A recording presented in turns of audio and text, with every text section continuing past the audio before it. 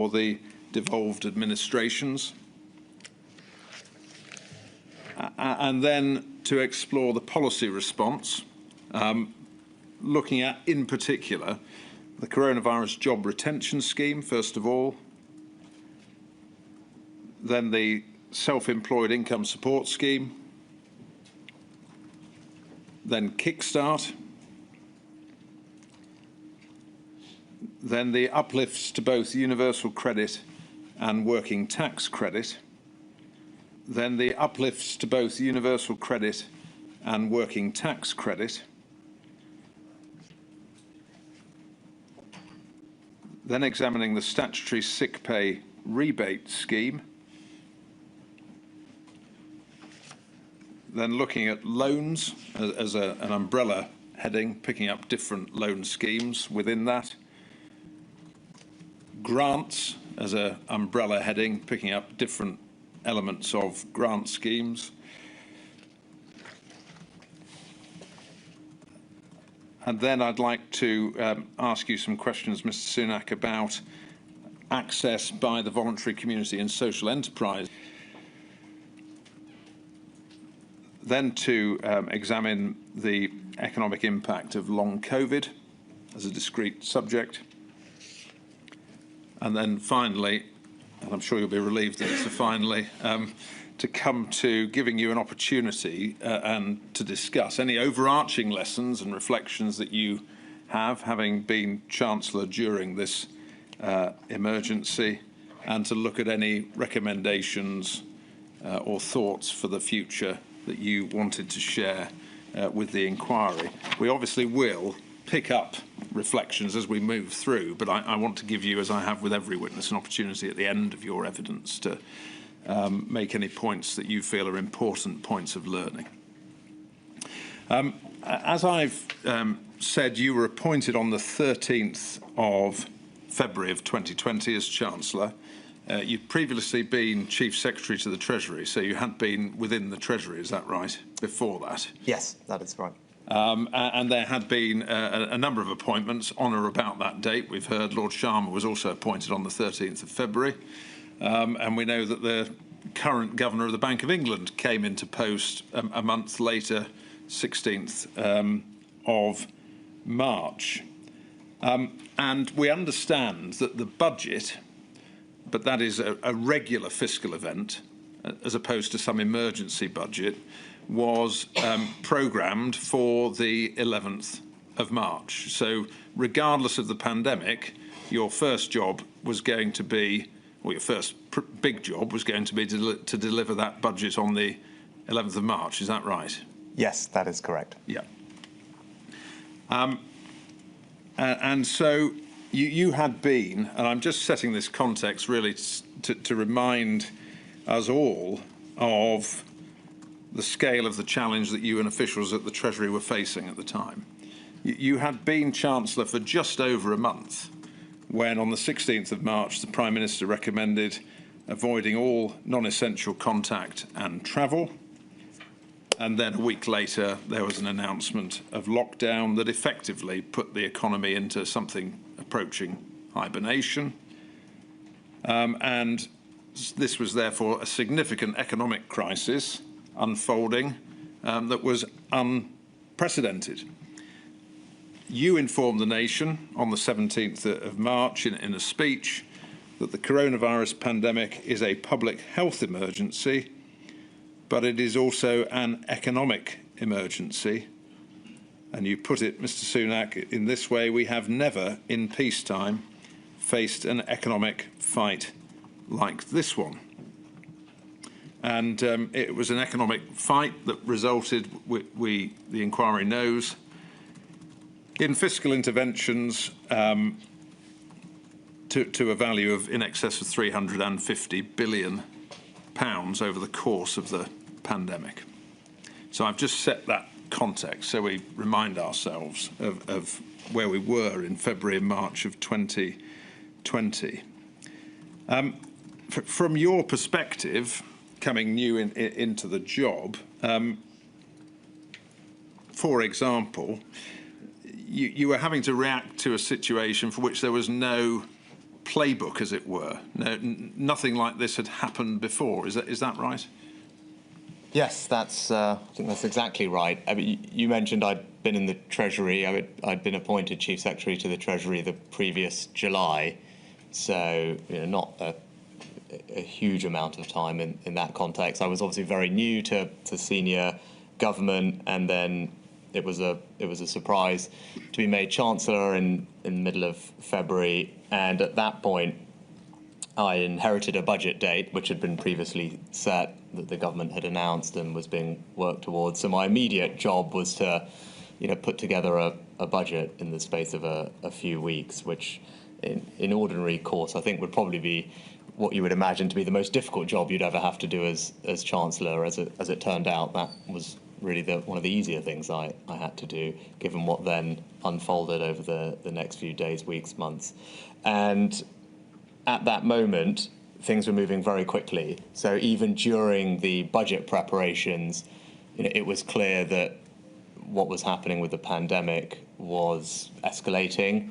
And so I wouldn't say we necessarily rewrote the budget, but as well as the regular budget that we had planned, what we then ended up having to do midway through that prep was to deliver a set of COVID-specific responses in that budget, which I'm sure we can go through. So the budget itself was almost a budget that delivered largely what was in the 2019 manifesto from an economic perspective, but then also had a set of interventions specifically designed to deal with the pandemic as we imagined it would be at that moment. Obviously, we had to build on those pretty considerably and quickly thereafter. So all that is to say, already the budget contained some things, and then we iterated very quickly thereafter. And to your point, there wasn't a toolkit. No. There was not a playbook that you could pull off the shelf that said, well, this is how you tend to deal with pandemics in the same way that you somewhat have with other economic shocks or financial shocks. So you did have to draw on some things that we had done in the past, and we'll get into that with the specific interventions, but largely listen to the health and medical advice as to what was likely to happen, and then do the best you could at designing economic interventions which would help support the country through that period. Yeah, I mean, these may not be the words you'd use to describe it, but we heard from Sir Charles Roxburgh, who kept a diary, and caveating that in that it was a personal diary that he shared with the inquiry. The way he put it in an entry on the 17th of March was, from his perspective as one of your senior officials looking at what you had to do, he wrote down that you were in a position of having to pull a rabbit out of a hat, is effectively how he was looking at things in terms of the situation in which you found yourself. And really building on that, a lot of the schemes, and we're talking here about fundamental, significant schemes like the coronavirus job retention scheme, as you said, there was no playbook. You were having to devise those at speed. We heard from Dr. Loynig, an advisor, about 55 hours of time to conceptualise and announce the furlough scheme as it became known. And what sort of pressure did that place you and your officials under in terms of the need to deliver at speed? I think taking a step back, maybe actually slightly going back to your previous question, I think there was just an enormous amount of uncertainty. I think that was the number one challenge. We were dealing with something that no one had dealt with before, and there was uncertainty about the scale, the potential duration, the behavioural response, and the wider macroeconomic impact of all of this, both from the MPIs and then how the economy would respond. And that's what made it so tricky in terms of figuring out what to do. And as then you just said, I think speed was paramount, because one thing that was crystal clear that this was happening very quickly and was about to have an extraordinary impact very fast on millions of people, their livelihoods, and millions of businesses as well. So not only are you trying to do things that have never been done before, you have to do them as fast as you humanly can, and that's why, at the opening of my evidence, I did want to put on record my thanks, because as I felt I was new to the job, I was new to being in cabinet, having a job like this, and then having obviously to deal with something like this and do the best job you could for the country, having the support, the advice of people around you who were working, incredibly hard at particularly those first few weeks, was something that will stay with me for the rest of my professional life. It was an extraordinary effort by a whole number of people, trying to serve the country in the best way they thought they could. And maybe if it's helpful, I can talk a little bit about what we were trying to solve for. So when we were sitting there in these meetings, and you probably heard a little bit about this from Charles's evidence, our understanding of what the virus would do, or the impact it would have on the economy, what we did know is what we were trying to prevent, and that was what we call economic scarring.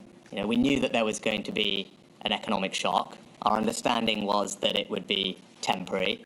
I think our understanding at the beginning was that it would last several weeks to a few months, and what we were focused on doing is making sure that the temporary shock did not have long-term serious economic consequences, and that's what the term economic scarring means.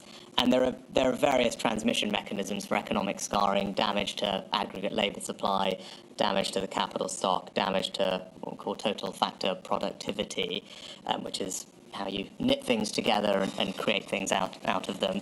And so, that was what we were trying to do, and I think that was the right set of objectives. And then you talked about the how, and earlier on, that then led to a few things that we were designing schemes and designing economic policy to deliver in terms of outcomes that we could be measured against. And the first was to prevent unemployment and protect living standards. I don't want to cut you off, but I am going to come on to those priorities shortly. I just, at the moment, if we could, and if I don't keep this promise, you can hold me up about it, but we will come on to that very soon. Just before we get there, just going back to this point about speed and there being no playbook, you referred to that. In ordinary times, if we're talking about governance in ordinary steady state, things like the CGRS, schemes like that, would have taken months to work up, to consult upon, to implement in ordinary government proceedings. How important was it, did you think? Yes, there was no playbook, so you couldn't dust it off and say, what do we do in this situation? But did you find that actually having an entrepreneurial approach to decision-making was a benefit? In other words, that being freed of the usual strictures of government systems and operations? I don't think it necessarily was strictures, but I think the necessity of speed just meant that everyone recognised we didn't have the luxury of time. Yeah. And I think that was everyone's driving force, really. I can't think that there were particular processes or structures that somehow we did away with. It was just that we had to work quickly. And as we'll get into later, I think there was an acknowledgement from the beginning. I mean, use the word entrepreneurial. I'd probably say iterative, maybe the other way to characterise it. There was an acknowledgement early on when I was talking to the team that, of course, we weren't going to get everything right straight away. I think that would have been, surprising given the speed at which we were operating and the scale of the interventions we were designing and putting in place.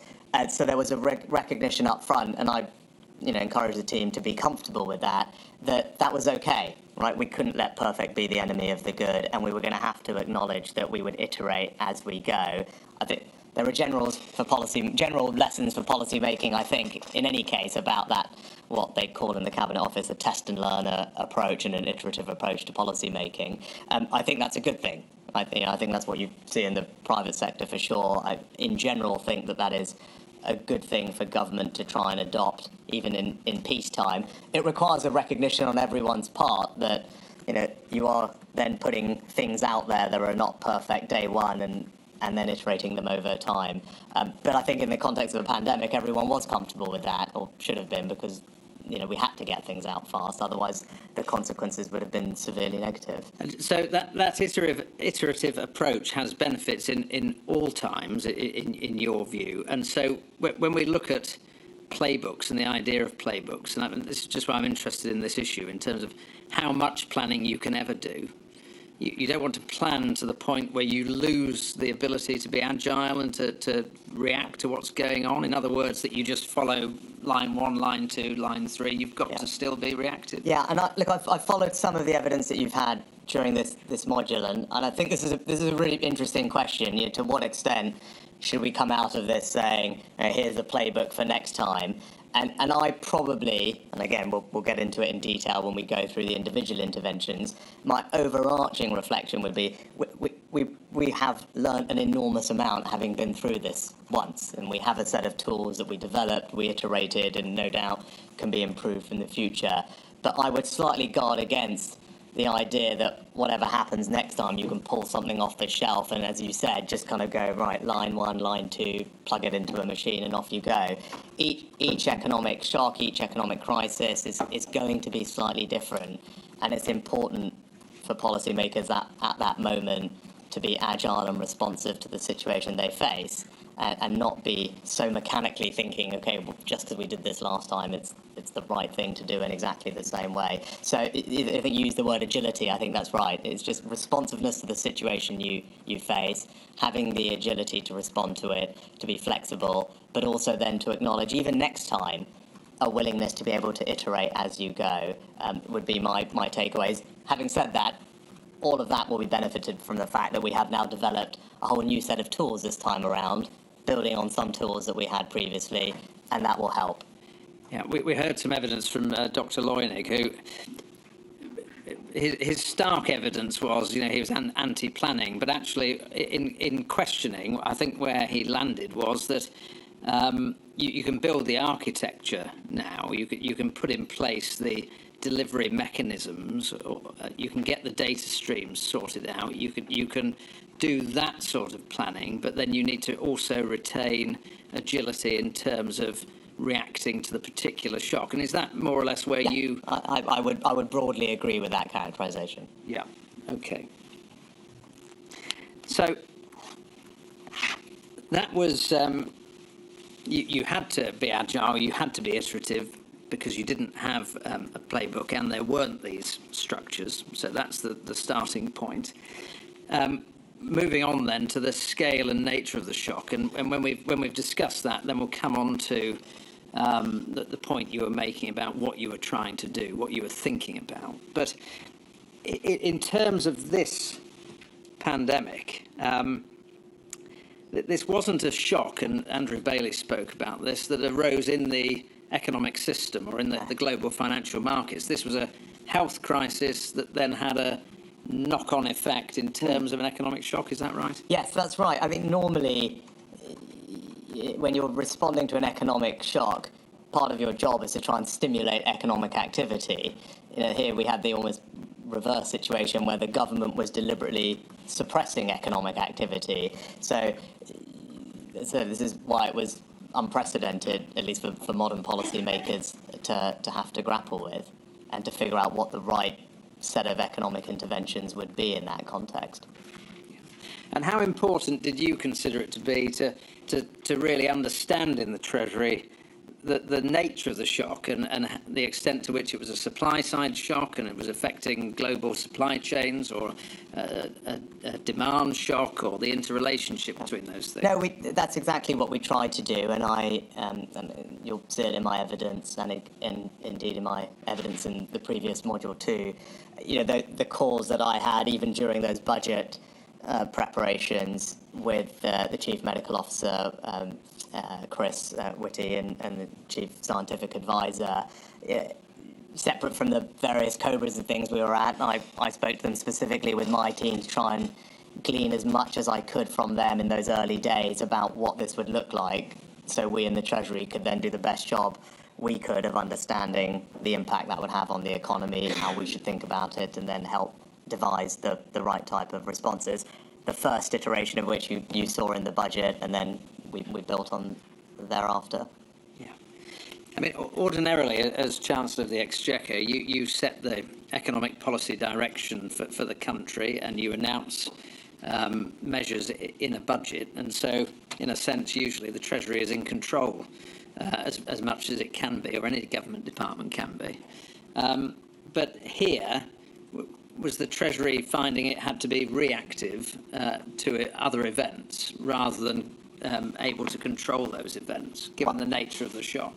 I think, of course, the Treasury and the economic response had to be responsive to and based on the health interventions. So I think it's kind of a statement of obvious in one sense, but it was the Treasury couldn't drive the conversation, especially in those early, and nor should it have done, in those early days and weeks. And I went through this in some detail in my evidence in the previous module.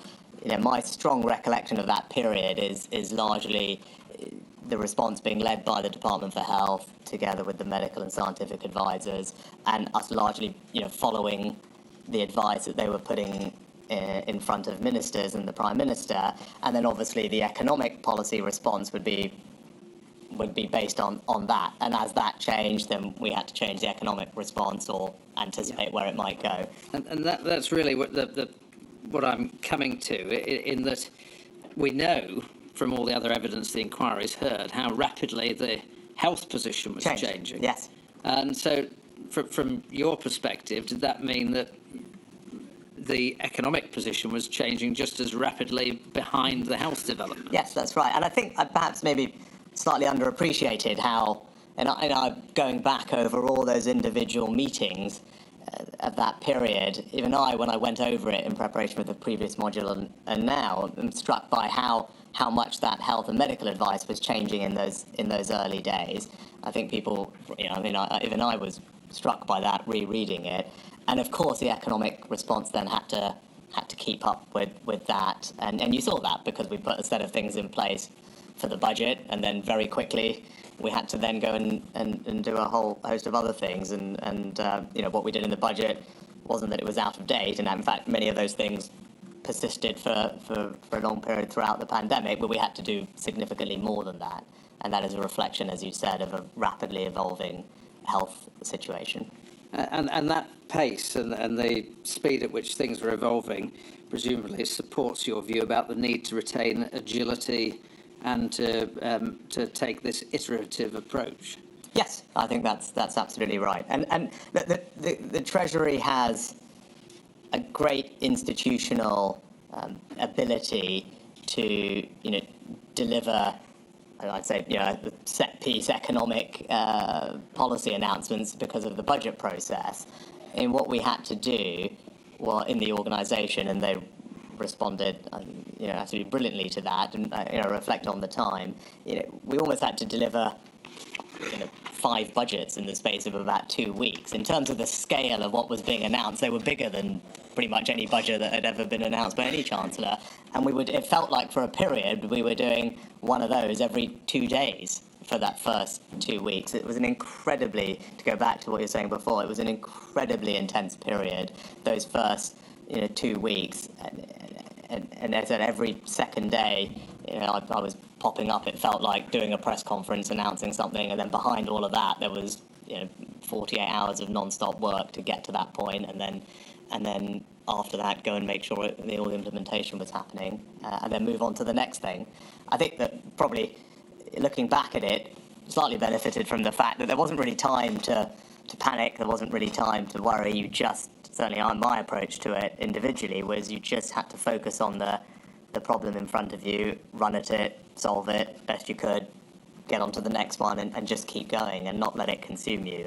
But the organisation, as I said, responded exceptionally well in those early couple of weeks. And probably the other thing to say is, we were all new to working from home at that point, right? I think people forget that. I think Charles in his evidence made an observation about that, and a small point, but we were not set up with all the things like Teams and everything else. There wasn't, I think, even the right set of plug sockets. I think Charles mentioned in the Chancellor's meeting room in number 11 Downing Street. Which no is telephone socket. No, that was it. That's which right. is why there's, we were kind of crowding around the kind of almost sitting room because that was where you could plug in all the various things and have a conference call, and that was what it was like in those first couple of days. So I think, given that, I was very grateful to the team for rising to the challenge to get me what I needed to go out and do what I had to do, which we'll come on to in a second. And in terms of what the challenge was or became, and again, just for context, we've seen the very first briefing you had as Chancellor about the pandemic, and at that time there was still an expectation it might be contained even in China, that it might not reach the United Kingdom, and then months later the budget, that's all consigned to history. But in February, March, was there still a hope, perhaps even an expectation, that it might be capable of being a relatively short-lived economic shock? Yeah, you can see that in the evolution of the various minutes coming from the SAGE meetings and the packs that were prepared for ministers in the COBRA meetings. That was very clear. There was a set of things that people were working towards. And I remember clearly at that time, especially in those early conversations, a lot of what the medical and scientific community were advising us was not to go too early, because they were with the various interventions, because they were worried about public, I think, acceptance of them, and they needed to maintain a duration. And so they were quite focused on getting the timing right. And the quotes are in my evidence about, I think, the chief scientific advisor at one point saying it's important not to go too early because these things need to be maintained for a period of time. And clearly, as you said, things just kept escalating. Things were put in place. Then ultimately, even at the end, that last few days, I think the Prime Minister said to people it was a voluntary social distancing and to avoid hospitality and leisure on the advice from the scientists. And schools were not closed at first. Then the advice was that they should be closed, and that was followed immediately. And then even at that point, there was a belief that voluntary social distancing, together with school closures, if there was, I think the number was 75% compliance, would be sufficient to manage the virus, to deliver the health outcomes. And then 2-3 days after that was said, it was decided that wasn't going to be achievable, which is why you had to move to a full mandatory lockdown. But to your point, the health and scientific advice was changing every couple of days, and that's what characterised that period. And going back to your point, there was a sense that it could be contained at the beginning, and then it would last for a period of time, more than a couple of weeks, but a period of time. And that's what we initially designed the economic interventions to do. And that's why I'm really setting this ground, because you're having to be reactive in the Treasury to health events. But as Chancellor, in terms of setting the economic response to the emergency, the economic response to a short-lived emergency may be very different in terms of its policy and implementation to the economic response to a long-lived emergency. Is that fair? Yes, I think that obviously sounds right. I mean, again, looking back, and I think it's probably better for when we get into the individual interventions. It's not obvious what very significantly large decisions that we would have made that would have been very, very different at the beginning, knowing if you knew that it was going to be for longer than you thought. I mean, there might be some micro design details, but I'm not actually, as we get into it, I'm not sure if that's necessarily the case. And that's whenever it's appropriate to get into what we were solving for. And then, so at least you have an understanding. Well, let's come on to that now. Yeah, because I think, as I said, a lot of that is slightly time agnostic in a sense. No, understood. So here you are. The health position is worsening. That's having an economic effect. What was it you were having to take into account in terms of what you were trying to prevent, what you were trying to achieve, and why? I mean, I won't repeat what I said about economic scarring, but that essentially is the kind of economic theory underpinning what we were trying to do, and said, and just to put it simply, it's to try and make sure that a short-term economic shock doesn't lead to long-term damaging outcomes for the country, the economy, for people and their livelihoods. Can I just pick up on that? Yeah. Does that mean that, so far as it is possible, you want to take interventions that mean that, first of all, the economy can recover quickly and it can recover to the same level or as close to as it was before the emergency? Yes, it's about protecting that potential output of the economy. And then if you go, and what does that mean? Well, it means preventing mass unemployment, because obviously if you have very large-scale unemployment in the short term, there can be permanent damage from that. So, protecting job matches and keeping people connected to their jobs is important. Linked to that is obviously preventing firm failure, both in and of itself and because of the impact on employment, and protecting, as you described, that potential output of the economy. So otherwise healthy, solvent businesses, you wanted to make sure that they would still be there when this finished, to have the recovery and not lose that output. We always had a strong eye on the most vulnerable. We knew this was going to be an incredibly serious event for the country, and you always want to make sure, I certainly wanted to make sure, and the team knew this, that the most vulnerable in society, that we were making sure that we had an eye on what was happening to them and could support them as appropriate. And then you also wanted to design things that would allow economic activity to recover when appropriate, because long-term economic growth is a function of the efficient allocation of resources in an economy, and what you needed to allow happen at the appropriate moment was for those normal forces to be able to resume.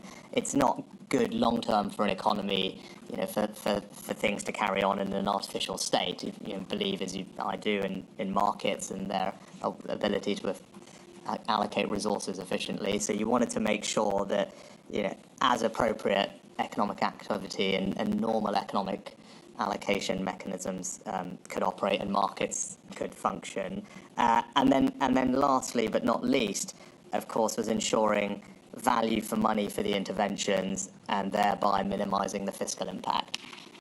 So as a kind of set of things, there's 4 or 5 things there that were always at the top of our mind. And at the beginning of the pandemic, I'm sure probably they were written down somewhere, but that was a set of things that we were solving for, fitting in this overarching desire to avoid economic scarring best we could, or minimise it. And as you'll see, as I describe those things, there's an inherent tension between these things. And I mean, all economic policy making is about trade-offs for the most part, but this in particular.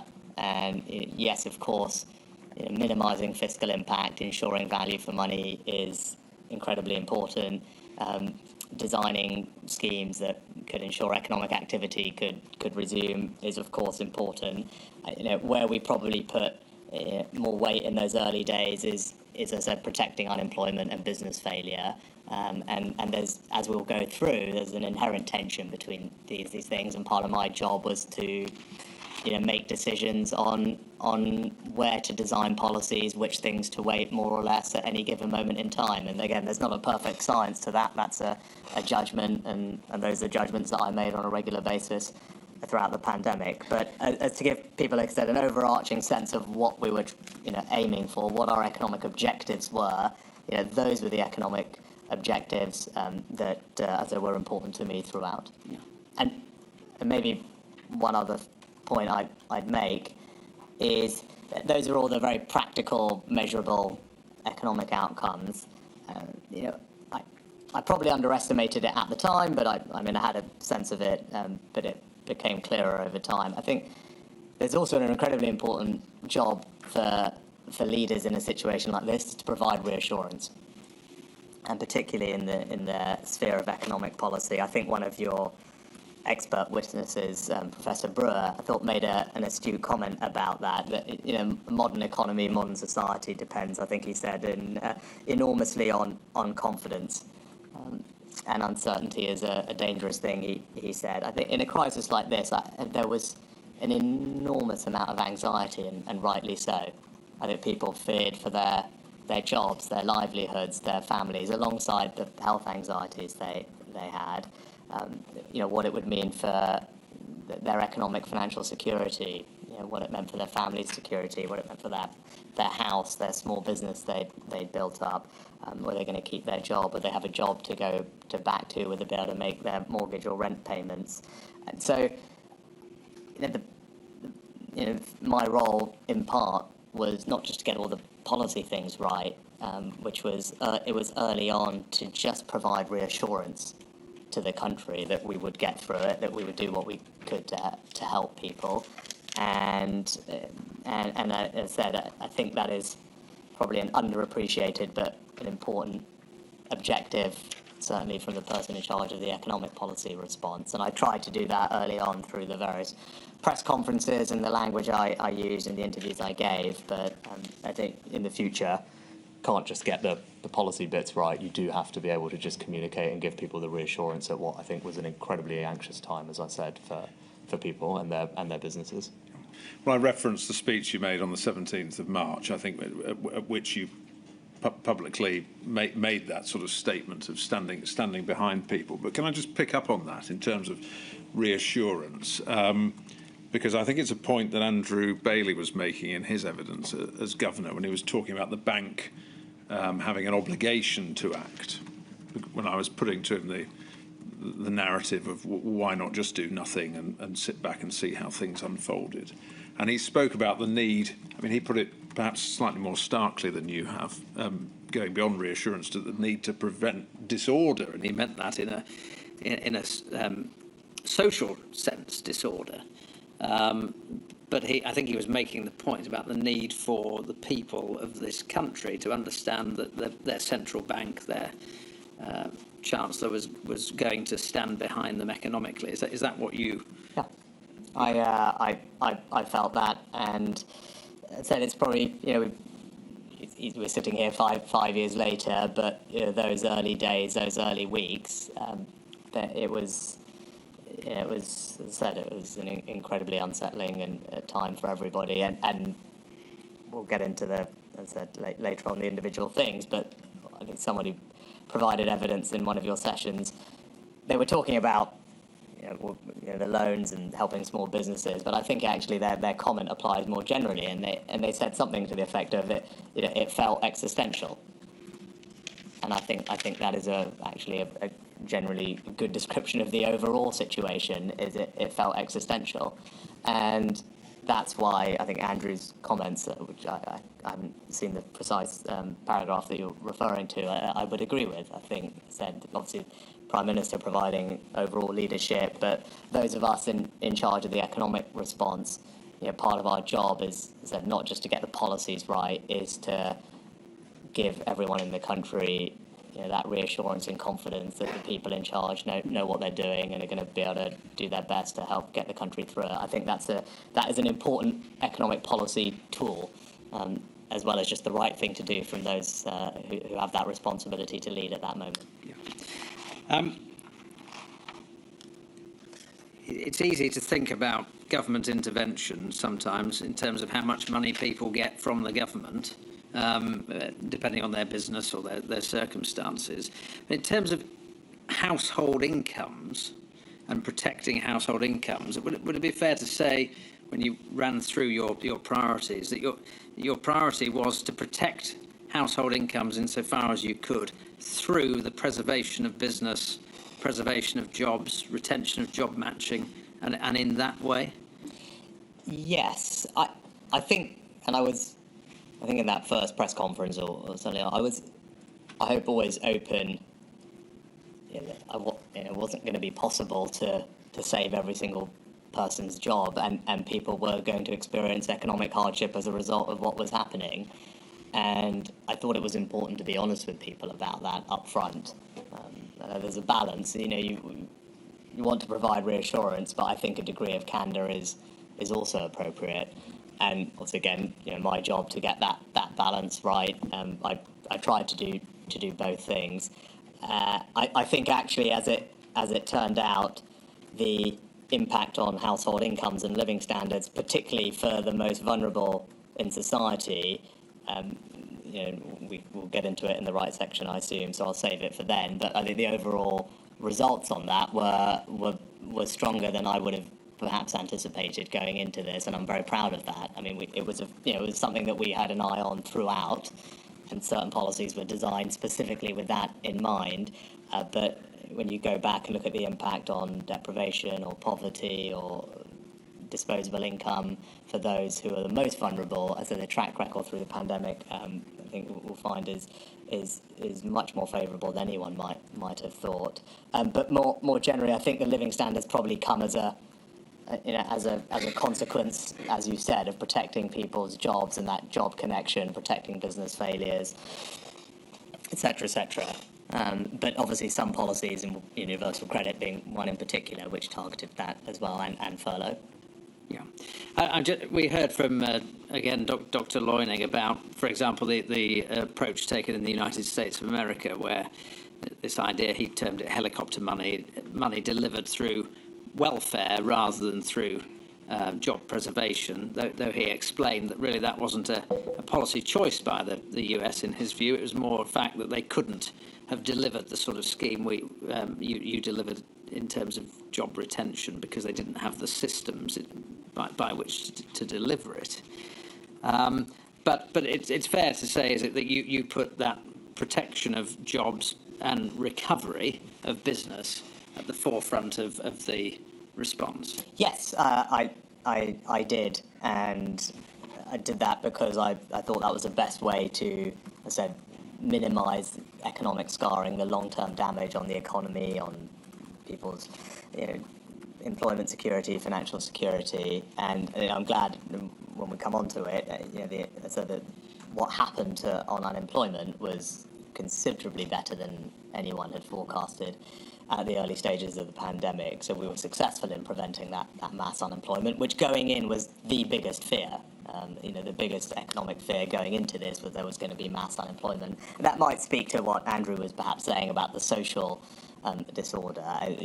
The scale of projections people had about 12% unemployment rates, millions and millions of people without a job. Clearly, that's not something that the country had experienced in a very, very long time, and reasonable to worry about the social impact of that.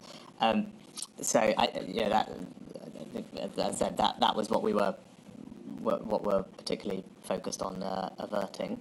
And I think there are different approaches. One thing I'd say is it's probably not that binary, in the sense that it's not either or. We did both.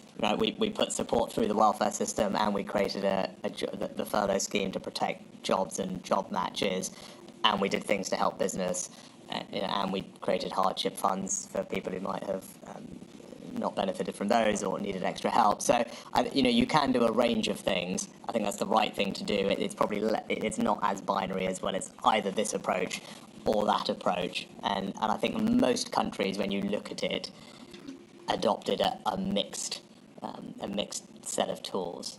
And particularly with CJRS, when we get to it, I think most countries ultimately decided that was a sensible intervention, and many other countries did something similar. And as Chancellor, you were obviously authorising significant public spending. These interventions, we know, cost a lot of money.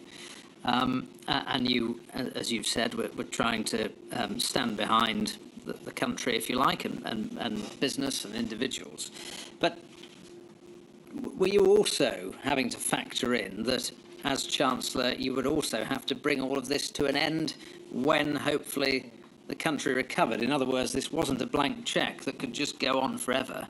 So you were having to bring things in, but also you may go from hero to zero, be the person who had to end it because you had to then start, or the country had to start living within its means, effectively. Yes, very, very much that was in my head throughout. I mean, I am, by by instinct and experience and everything else, a fiscal conservative, right? That is what I believe. I believe in controlled government spending and a lower tax burden as a result of that. And I think lower tax burden comes from control over government spending and borrowing. And so this was obviously atypical in terms of my general view.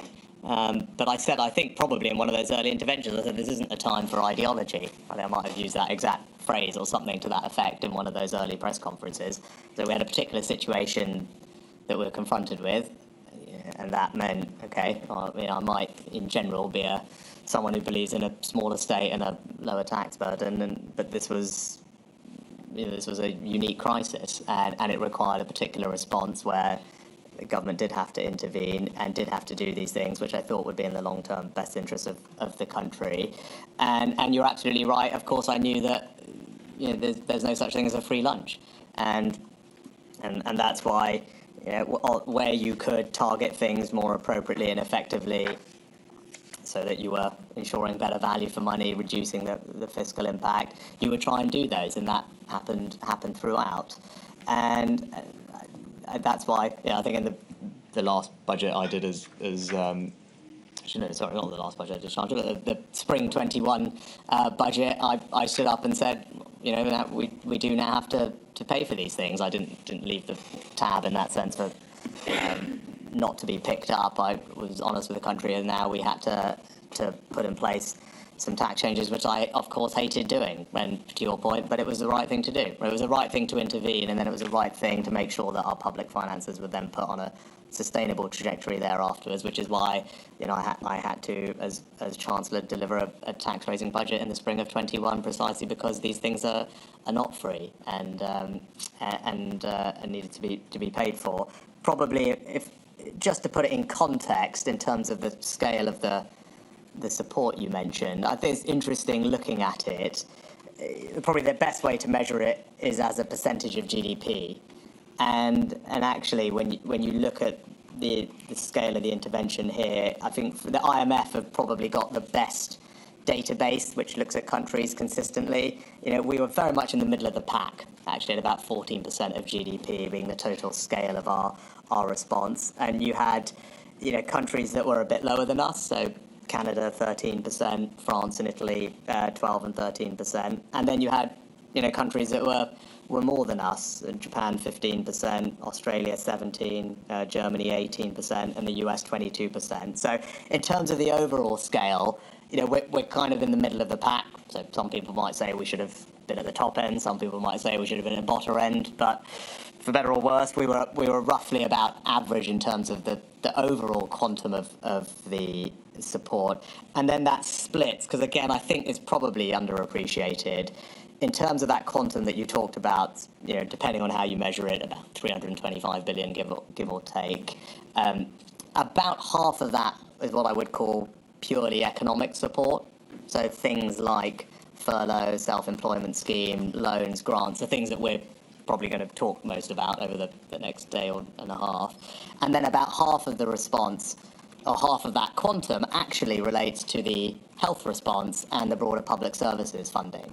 So the funding for the NHS, for PPE, test and trace, vaccines, social care, education, transport, other public services. So it's not precise, but very roughly the way to think about it is we've spent broadly on average compared to most advanced countries, and what we spent was about half purely economic response and half the broader public services response. And that's, I think, is just a good framework for people to have in their heads when they think back over what we did. Well, in fairness, Mr. Sunak, you make a perfectly proper point that this module is looking at the economic response, but there were a lot of other things government was doing in addition to the purely economic response. So. But as you said, all of which ultimately do have a fiscal impact. And it's not just the economic things that have a fiscal impact, all the interventions on public services to support for the NHS, all those have a fiscal impact too. And in the round, of course, that in the long run, needs to be paid for. So I hope that fairly sets the context in which all of the decisions we're going to examine were having to be made, not just in terms of the pressure to stand things up quickly and to adapt them rather as you go along, but also in terms of the ultimately hard decision to decide when to withdraw support, so it doesn't either undermine the economic recovery or become support that just can't be funded. So can we move on to looking at systems and structures of this? Just before we do, Mr. Wright, maybe I think you've, as I said, summarised the context very well. I think the only thing that we didn't touch on, just to bring to life what that early period was like, was you would have got some of this from Andrew, but I can give it to you from my perspective, was just what was going on in the gilt markets at that time. And if I think back to that period which you said was intense and filled with anxiety, certainly for me, that was particularly troubling. I mean, I've been Chancellor for felt like 5 seconds, and then you could see a very material tightening in UK financial conditions. And you had the first thing that happened was bank CDS spreads were widening. The CDS spreads are the kind of, think about them as the insurance premium that people can buy to insure against a bank going bankrupt, right, or defaulting on its debt, right? So that's the kind of way to think about it. So that the price for that insurance, these CDS spreads were widening, which is never a great sign. And then you had, I think, on March the 18th, it was the single biggest one-day change in real yields or something since bank independence. So that happened one day, and then the next day there was another move where there looked like there was a bigger move for UK gilt rates than there were for other places, which again is never great. And then you had a failed gilt auction, and that was the first time we'd had a failed gilt auction since the financial crisis. And so one after another, these things were happening, and I think we've all over the past couple of years seen the importance of the gilt markets to the health of the UK's economy. Obviously, I come from a financial background, so something I have some familiarity with. But that was acutely stressful. In the context of having to do all these other things, I was sitting there, worried about the UK's ability to fund itself. And in the end, we organised with the Bank of England something called the Ways and Means Facility, which I talked about in my evidence, which thankfully we never needed to use, but essentially as a backstop for the government. If it can't raise the money it needs on the bond markets, it can go to the Bank of England instead for a temporary period of time. And it was last used again in the financial crisis, but it's a pretty exceptional measure. Thankfully, we didn't need it. But I think that was all in my head of all the things that I was kind of worried about, as well as all figuring out furlough over here or loans over there and everything else. Was that was happening at exactly the same time. And to your point on thinking, gosh, are we going to be able to borrow the money we need to put all these things in place? I need to have that in the back of my head as well, because that really would be a disaster if there was a problem. No, quite right. You should mention that. I had a little note saying risk to markets, and we skipped over it. But don't worry. Quite properly that you mention it. And as you say, Mr. Bailey touched on that.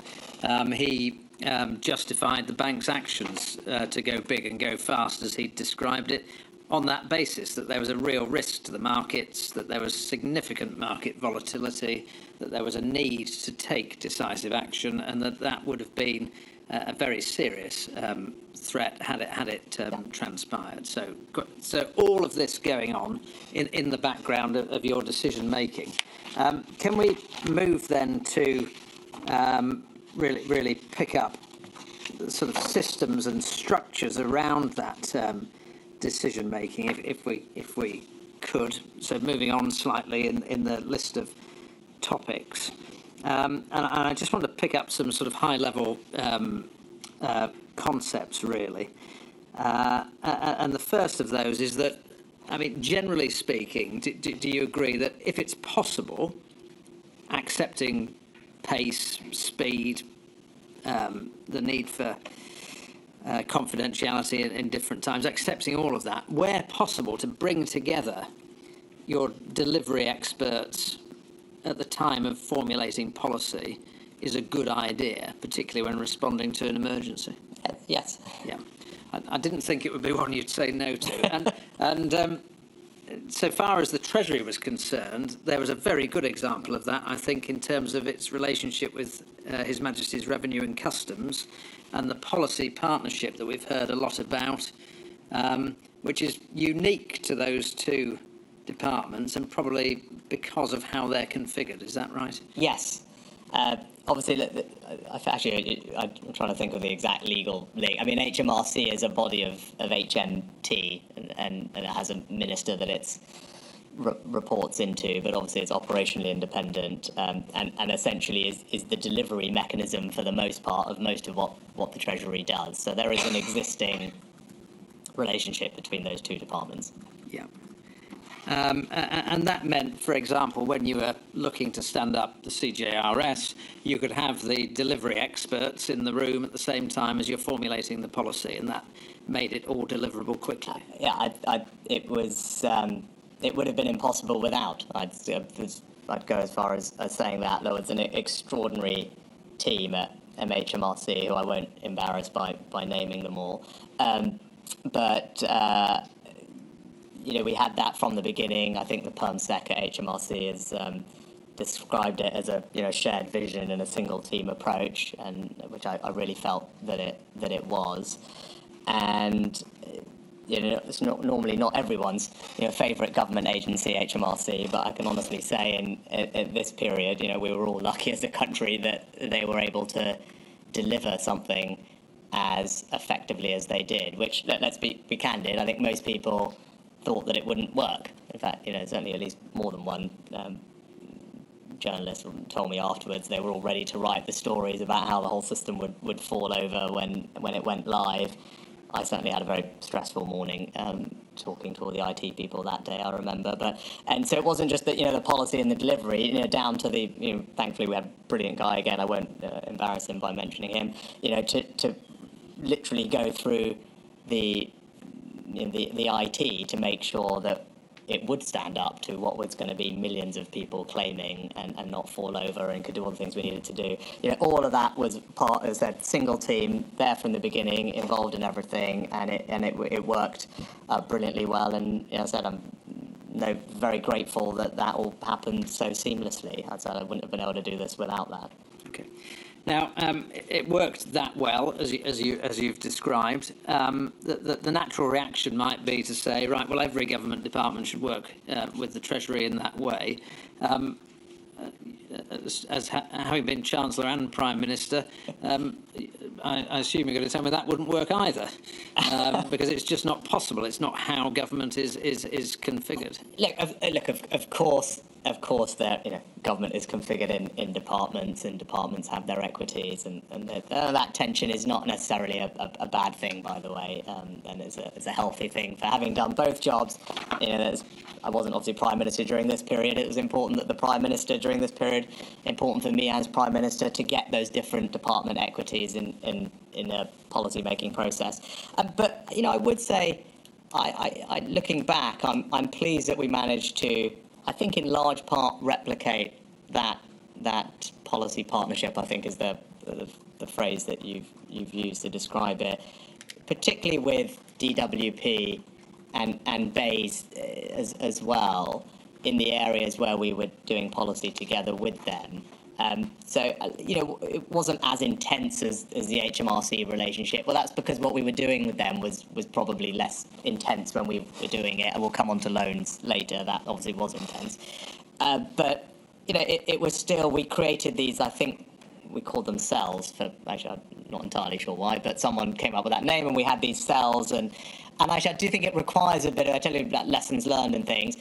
One thing is it is always going to rely slightly on the relationship between the ministers, is my sense, unless they're told to do something by the Prime Minister. I was really fortunate, and I think you've had evidence from both of them.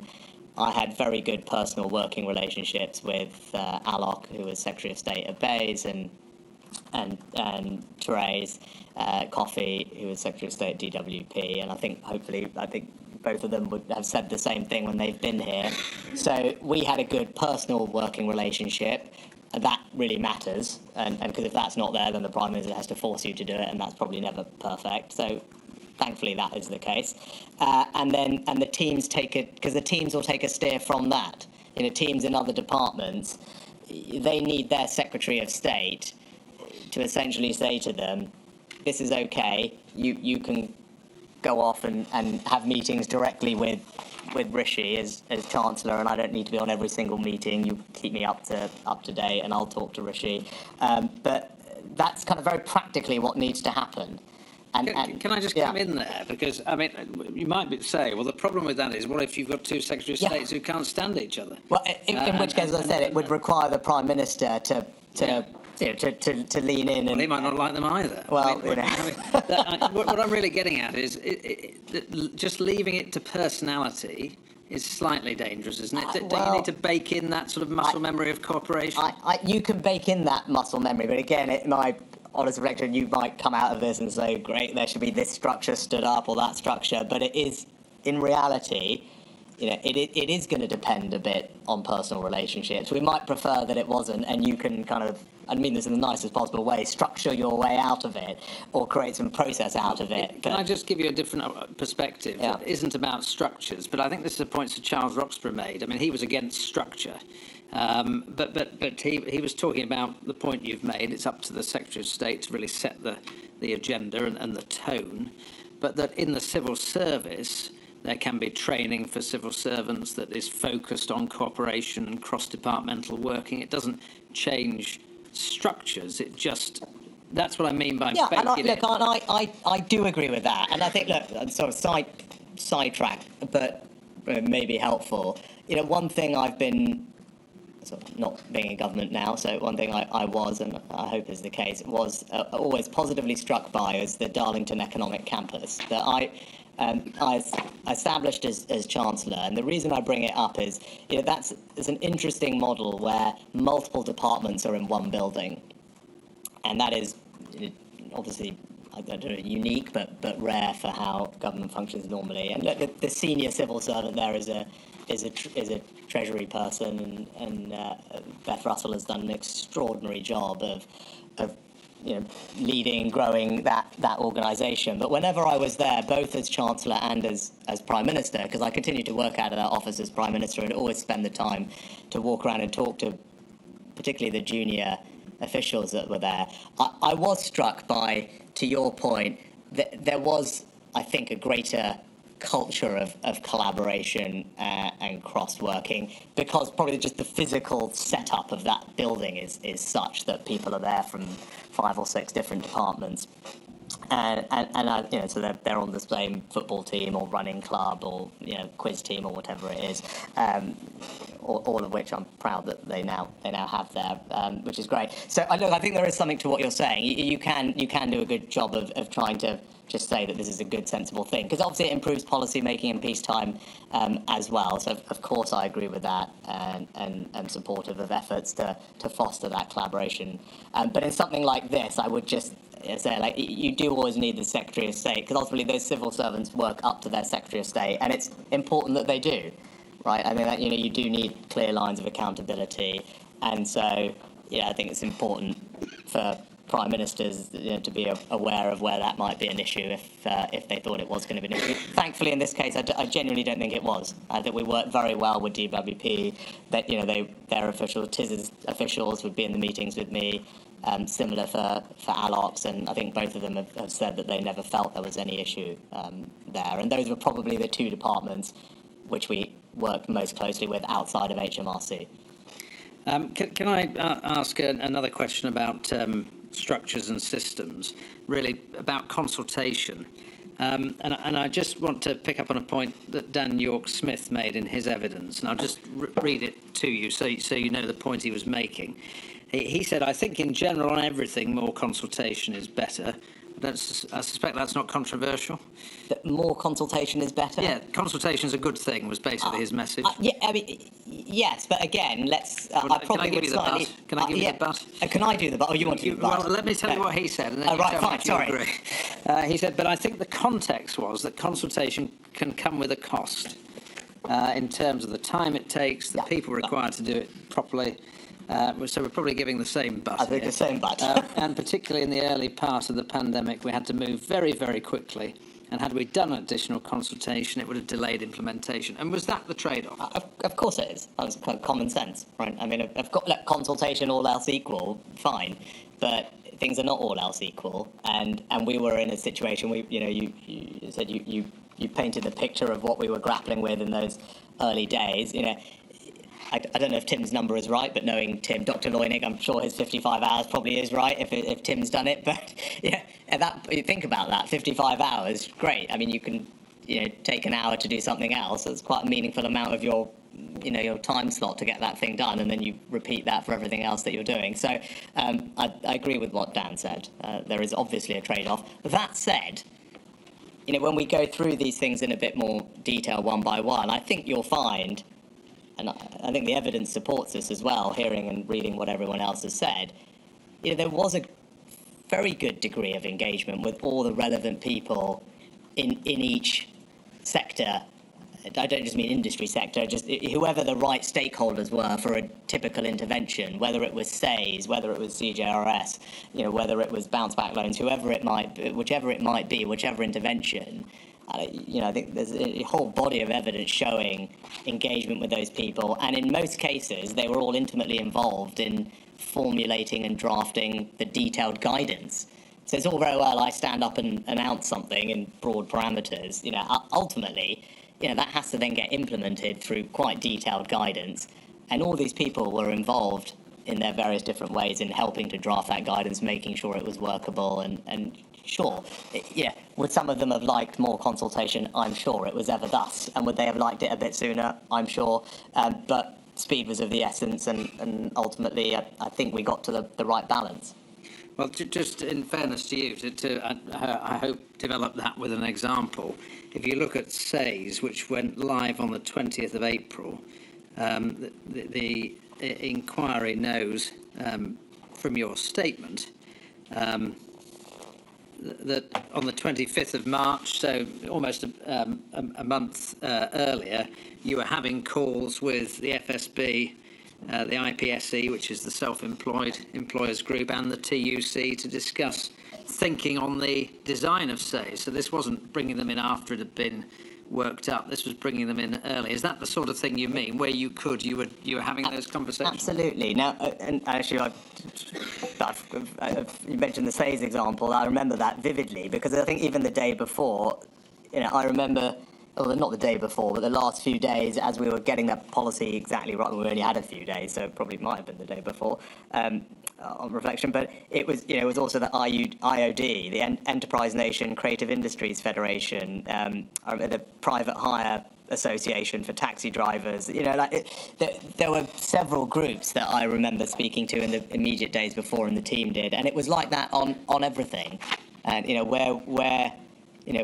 where we could, where it made sense. Of course, I wanted to hear from the people who were directly affected by this, because ultimately there's no point, I have no interest in standing up and announcing things designed in an ivory tower that don't survive contact with reality. It's can be self-defeating for me, right? And I not only need these people to make sure I understand about what they need, what will be most helpful, how do their businesses in particular work to make sure we can design these things properly. I want to make sure that they, you stand up and announce these things. We talked about reassurance and confidence. I want to make sure that they also say, thank you, great, that is going to work, and we can go and tell all our members they can breathe a little easier tonight. So there's simply no, there's no desire not to do that. As I said, it would be self-defeating. So if it has not happened in the way that someone wants, it's because we were moving at a speed that meant it wasn't possible, not because we didn't want to. Can I pick up a final question on that, and then we'll have to take the break? But in terms of spoken about the personality of the Secretary of State and change from time to time and set the direction, but on that front, do you, having been through this, think that there is a need for formal systems and structures to ensure that consultation, or do you think it's something that has to be more organic, and what do you think would be helpful? Because there's the risk that people might drop through the cracks of consultation if there isn't an established body of people who are talking to each other in normal times? Yeah, I mean, I tend to think this works pretty well, at least during my time in government, sorry, but, worked pretty well. And I don't, I look back on this time, I felt that my team in the Treasury were constantly talking to people. My advice was, and they knew I would want that, was peppered with, we've spoken to this person, this person, this person, because they knew that I would ask, well, how's that person going to react? What's that person going to say?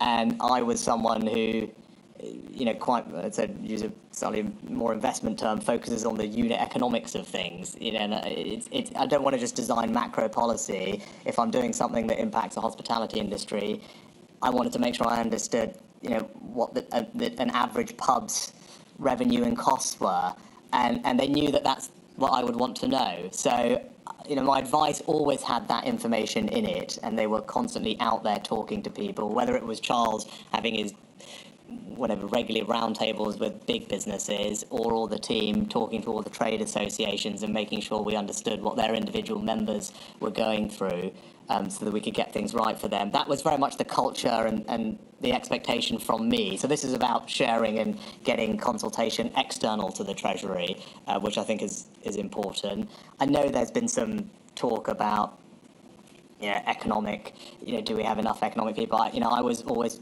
thought the economic analysis I received in the Treasury was superb, and we had a ton of brilliant people there.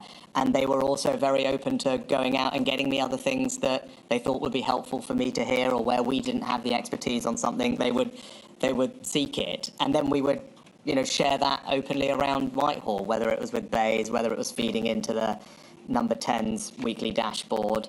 And that all improved. And the one thing I should say, talk about structures, I think we covered this in Module 2, but clearly the creation of the COVID task force at the centre was a hugely welcome development, because it did kind of systematise and meant that there was good flow of information into one central place that could synthesise.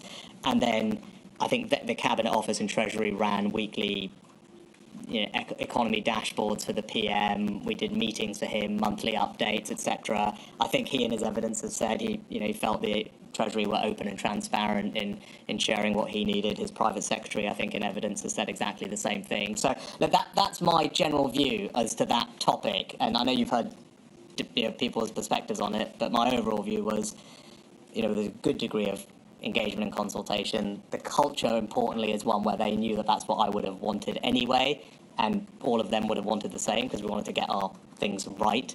And then, we were very open to sharing that, particularly with Number 10 as they needed it, and the task force, so they had everything they needed to advise the Prime Minister.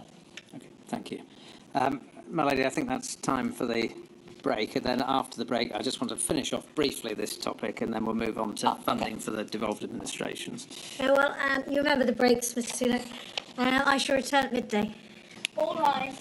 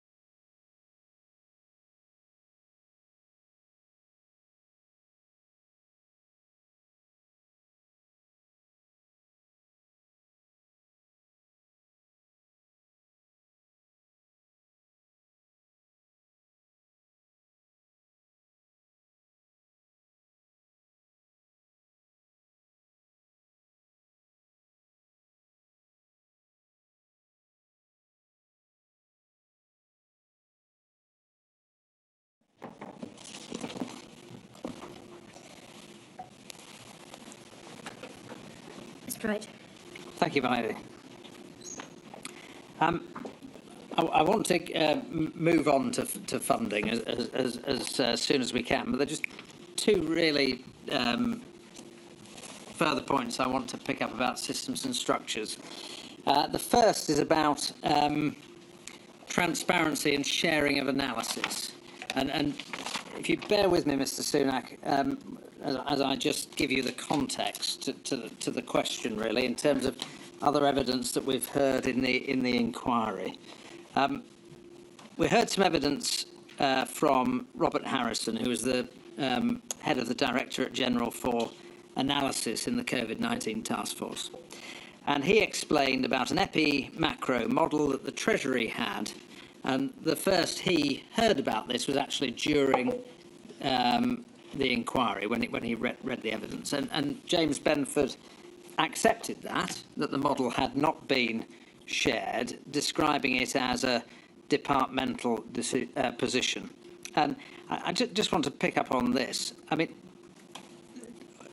departmental position, in normal times, the Treasury as a department, for good reason, market sensitivity, budget, PERDA, so on and so forth, has reason not to share its thinking. Is that reasonable in government?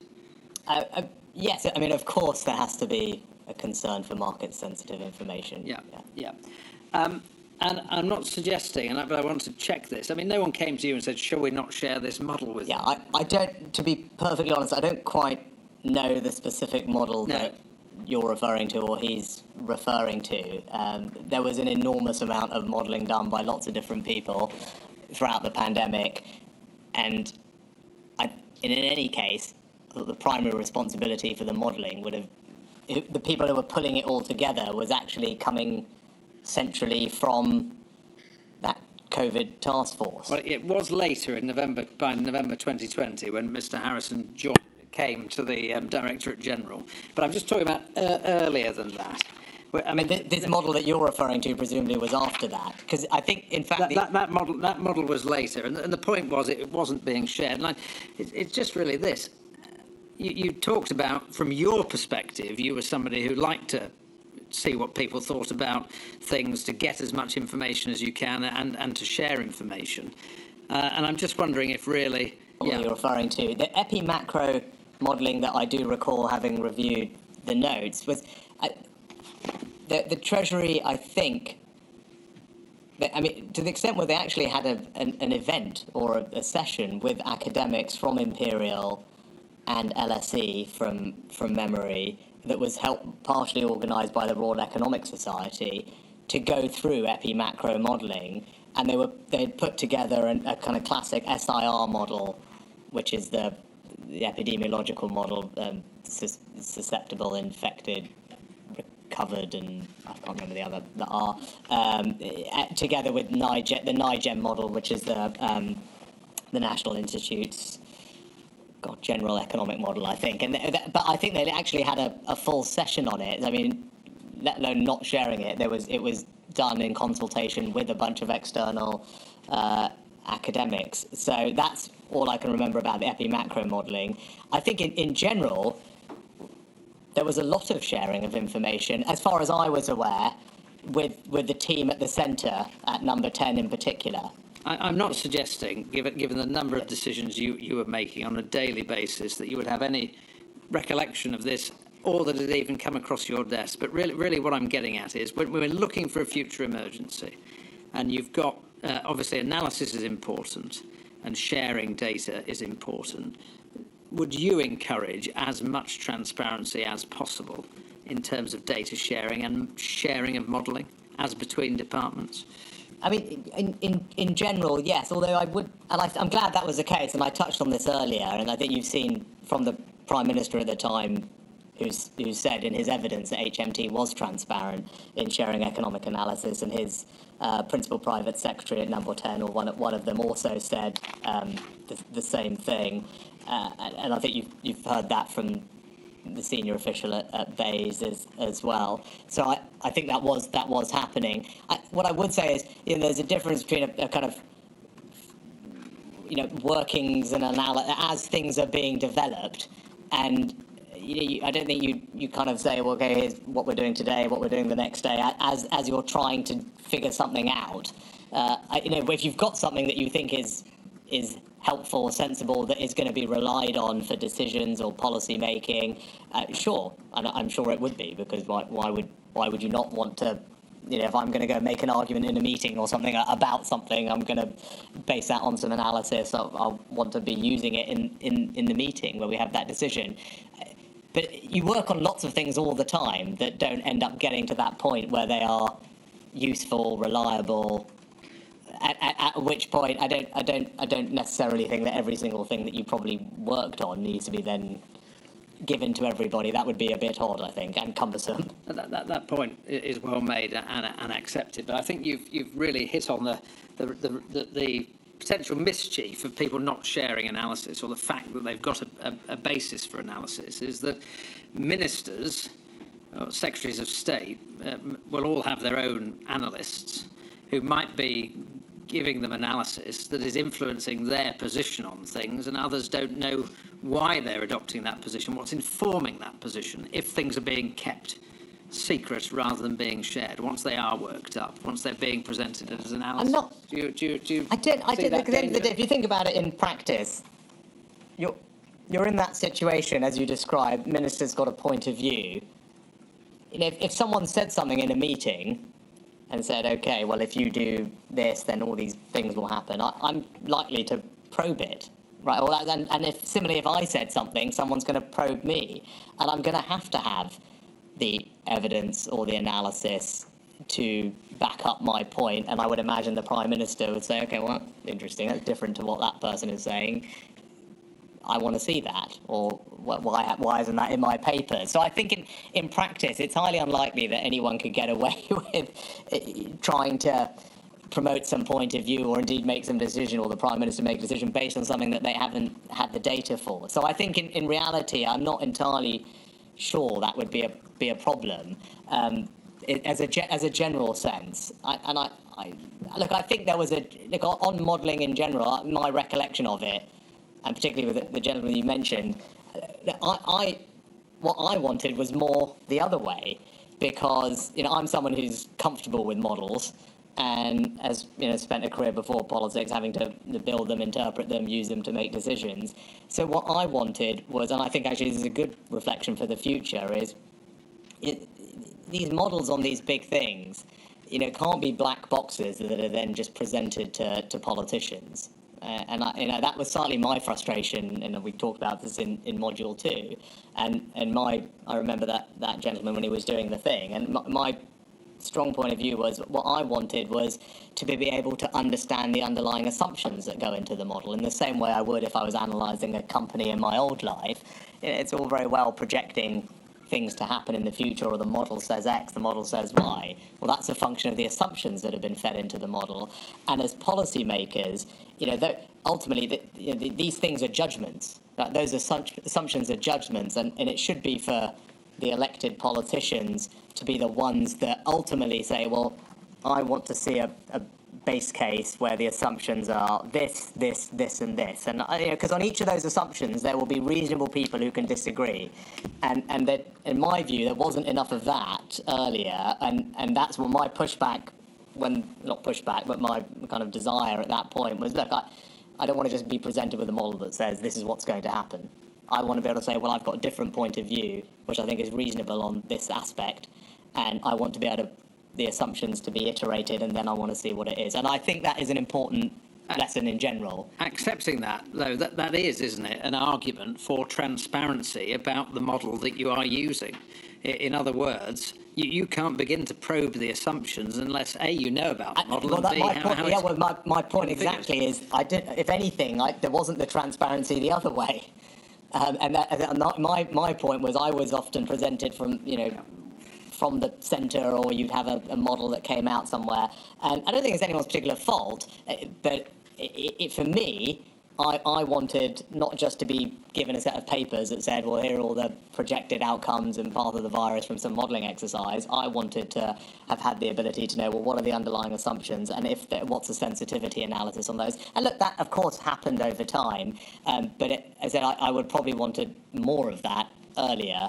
And I think that would be helpful in the future. Well, can I pick that up then? Because I think you've already said that you viewed the establishment of the Covid-19 task force as being a good thing because it was a coordinating function through the Cabinet Office. We know that the Directorate General for Analysis was part of that.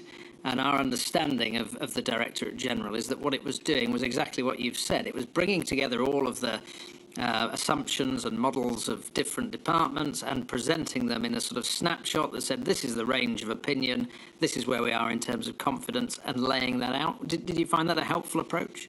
I from my recollection of it, was that it needed some prodding and pushing on my end, and probably my officials, because I'd asked them to get it to do exactly that, rather than being presented with slightly more, here it is. I think it took a bit of iterating to kind of have that be the approach. And again, as I said, that's where the engine that was meant to pull stuff together was, but was presenting the scenarios from memory. But I said it took a bit of prodding to get them to adopt that type of transparent approach on all the assumptions underlying what was being the assumptions underlying the output that was then in the slides. If you get to the point of the roadmap, by then things were starting to come together in that way, weren't they? In terms of yes, I forget the exact date that the task force was created, but I think not to cover too much old ground, it definitely was a helpful thing. Okay. I mean, not least because again it's a small point, but I think Treasury is used to working with the centre, with the Cabinet Office and Number 10. I think that, even if there's not a formal structure, there's a lot of muscle memory about those three bits of government working together. DH is less used to that, probably institutionally, and that especially is why the task force function is so important, because it properly made sure everything was getting joined up at the centre. Okay, thank you. Can we move on to next topic, funding, and in particular devolved administration's funding. Now, helpfully, you've been both Chief Secretaries of the Treasury and Chancellor of the Exchequer, so you're probably well placed to answer my first question, which is essentially who makes these decisions on devolved administration funding? Is it the Chief Secretary of the Treasury or the Chancellor, or is all this done in conjunction in terms of the actual allocations? I think it's probably quite a broad question. In normal times, much of this is mechanical. Through the Barnett formula. Yes, which is a big topic. But, we're not getting into that topic, but there's a mechanical way in which funding for the devolved administrations is allocated according to a set of formulas, where when UK government, even in peacetime, has a regular budget, that will trigger a set of funding consequentials for Scotland, Wales and Northern Ireland according to this set formula, and that has been the case for a long time. Typically, the Chief Secretary to the Treasury deals with the DAs on a day-to-day, week-to-week basis. That wouldn't be the Chancellor, and so I did that as CST, and that continued. So they're the primary person that has meetings with the finance ministers, the quadrilateral group. It's called Finance Ministers Quadrilateral, FMQs. They happen on a periodic basis, and again, it's out of the scope of this, so I'm jogging my memory out, but I vaguely remember as CST, I was having conversations with the various finance ministers about, there's always things that people are looking to tweak or improve about the various mechanisms that govern funding, borrowing between the DAs and UKG. So I remember having meetings like that on those issues during that time. Now, we know and we've heard evidence about how the usual funding frameworks were developed during the pandemic, the introduction of the Barnett Guarantee for the devolved administrations. I don't want to spend time with you going over ground we've covered with Mr. Barclay and others, but I just want to, given you've done both jobs, just pick up your view about a future framework, please, if we can. And essentially, the inquiry's expert, David Phillips, has suggested there should be essentially a combination of guarantees and or some capacity for borrowing, additional borrowing for the devolved administrations, but for that to be determined on an ad hoc basis, depending on what the nature of the future emergency is and how it develops. Where do those propositions sit with you, having performed both functions? Again, I'm quite loath to be prescriptive, because I think every shock is likely to be different and require. Pausing there, he's not prescriptive. He's suggesting it should be ad hoc. So I tend to agree with that sentiment. I think my overall reflections are, I think certainly on the economic side, the vast majority of the economic interventions were UK-wide. So I think it's just, of all the things we're likely to discuss today and tomorrow, with the exception of grants, all the other big economic interventions, universal credit, furlough, self-employed, all the loan schemes, statutory sick pay rebate scheme, all of those were UK-wide interventions. So I think that was a good thing. I think that was appreciated by devolved administrations, and there's lots of evidence from them about, I think, their appreciation for those and the reflection that they could not have delivered those themselves. It reflects the benefit of the UK government and having the benefit of the UK government balance sheet at times like this, because I think that would have been probably difficult otherwise.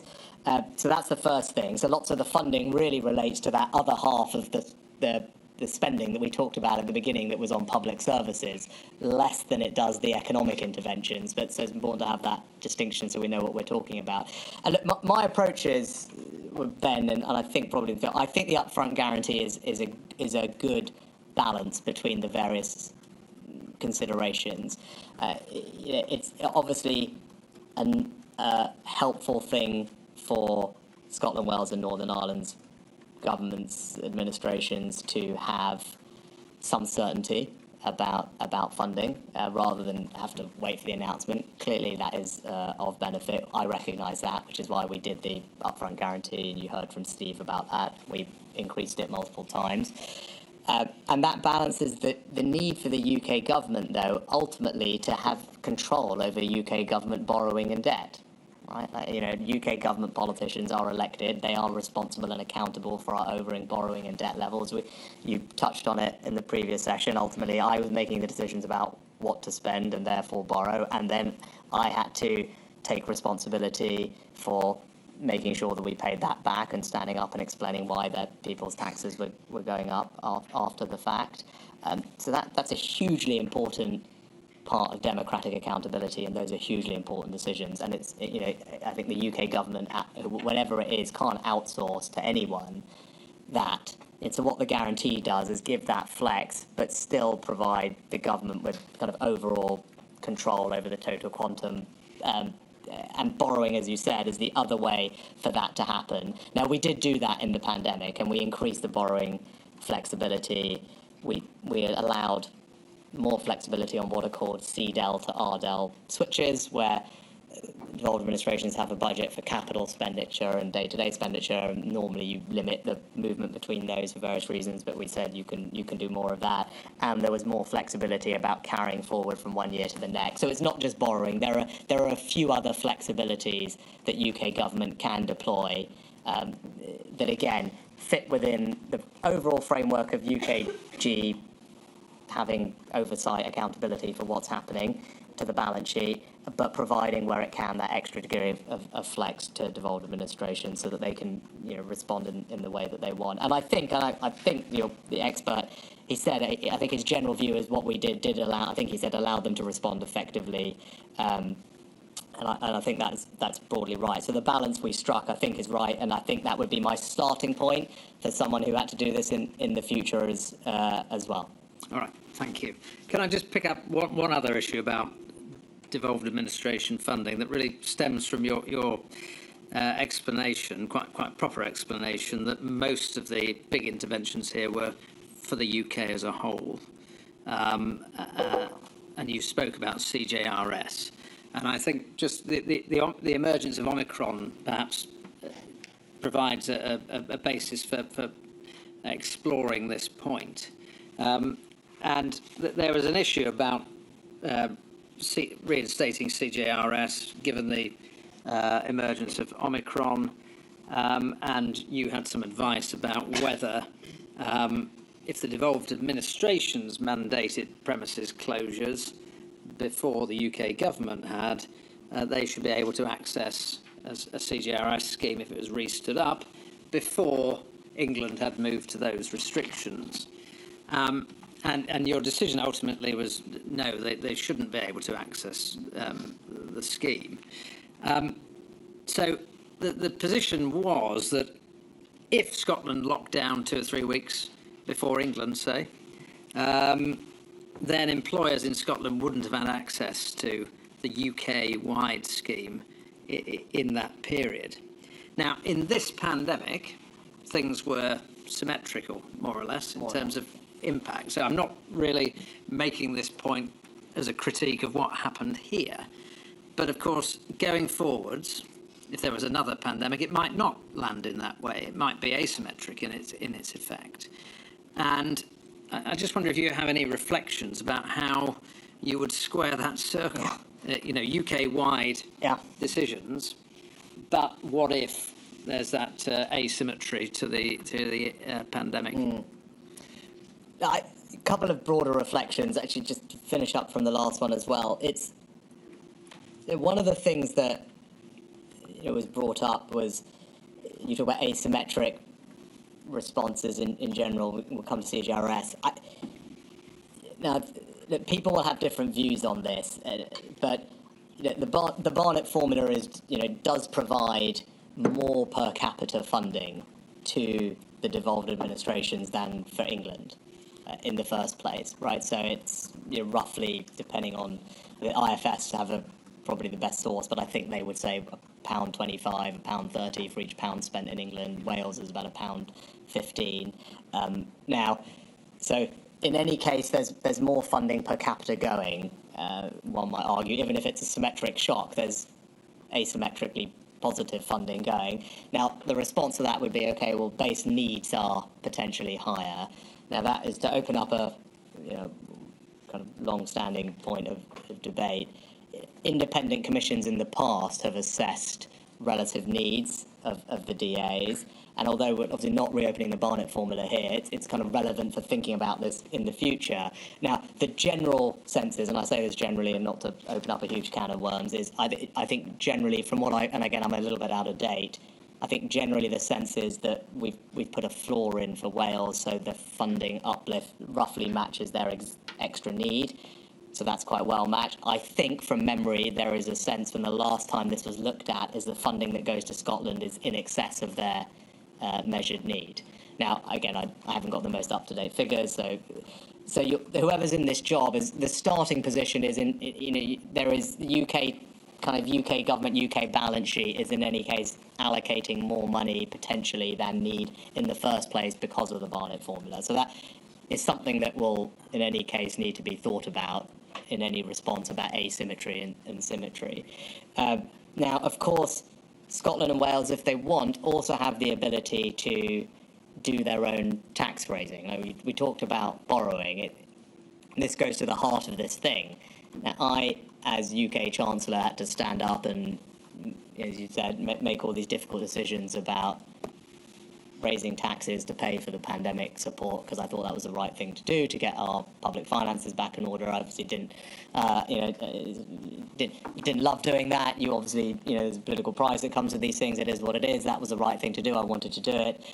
But you can see there where the tension is, right? And that ultimately, if the UK Chancellor is a person who has to, and the UK government is carrying the political consequences of borrowing fiscally today and then having to deal with that tomorrow, it's quite tricky to then say we are happy to give carte blanche to whoever it might be, without thinking through that implication. I think that's very natural. And you say squaring the circle. I'm not sure there is an easy way to square that circle. There will always be a slight tension there. Now, one way to square that circle is, as your expert said, is, well, yeah, the DAs can do something. They can borrow from the UK government, which will be cheaper, and then pay it back over a period of time, and maybe that is something that could be discussed at the time.